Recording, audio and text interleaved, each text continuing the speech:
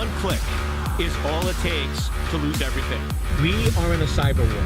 You can either be a defendant or you can be a victim.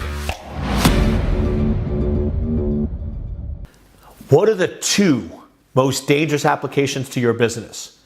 What are the two applications that have the greatest chance of causing harm, causing damage, and putting you out of business? Believe it or not, it's email clients and web browsers. They are the source of most evil, with email by far being in the number one spot. Do you realize many attacks today come in and compromise an entire organization by sending what looks like a legitimate email? You or your staff get an email that looks like it came from a partner, looks like it came from a bank, looks like it came from a vendor, looks like it came from a customer, and it looks legitimate, it seems legitimate, and you click on the link or open the attachment, and here's the scariest part of all. Today's attacks are not very complicated. One click is all it takes, and you can lose everything. So if there's one area that you want to focus in on, it's email filtering. And I know most people go, but email is critical to our business. If we start filtering out email, we could hurt ourselves. Yes, but it's careful. Let me ask you a question. Does your business need to receive emails from people outside of the country? Now, some big businesses you do, so you can't do this. But a lot of small to medium-sized businesses, all your customers are within the US, or all your customers are within Australia. Do you realize it's very simple and easy for your IT team to filter email coming from outside the country? So why not put in some basic email filtering to stop or prevent that from happening? Here's my question. In order for you to run your business, do you absolutely need to be able to receive embedded links and attachments from strangers and unknown people? If the answer is yes, okay, that's a risk. But in most cases, most businesses do not need to. So why don't you filter it out? Do you realize it's easy for your IT team to set up your mail server to disable links or block attachments? And here's my real question.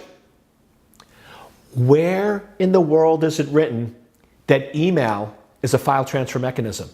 Why are we transferring files via email? If you need to transfer files, if you're a lawyer or doctor or you're running a business and there's a lot of file transfer, there's a lot of secure file transfer programs where you log in, you do two-factor authentication, and you verify and validate. Don't use email for file transfer. When you get sloppy and you make mistakes, that's when problems occur. So start going in and ask questions about how can we filter, how can we reduce, and how can we limit links and attachments in email. Then web surfing. Make sure you're careful of what websites you surf to.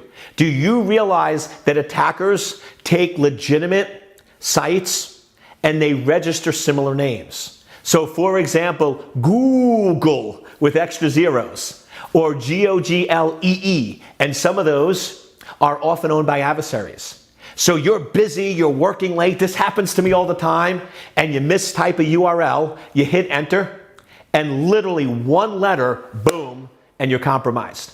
So you want to go in and not only have web filtering programs that are out there, but also bookmark all the common sites. If you're going to known sites, known places, known locations, you should not be manually typing those in. Those should be in bookmarks. You should click, access, and be careful. So if you want to improve your security, if you want to make sure that you don't lose everything with one click, start asking better questions about how can we filter on emails with links and attachments, and how can we go in and filter on websites, web locations, and where we surf. And believe it or not, those are the two biggest vectors that hurt companies, cripple companies, and put them out of business. So if you can do a better job with email and web filtering, you can start to win, and you can focus on your business and keep the adversary out.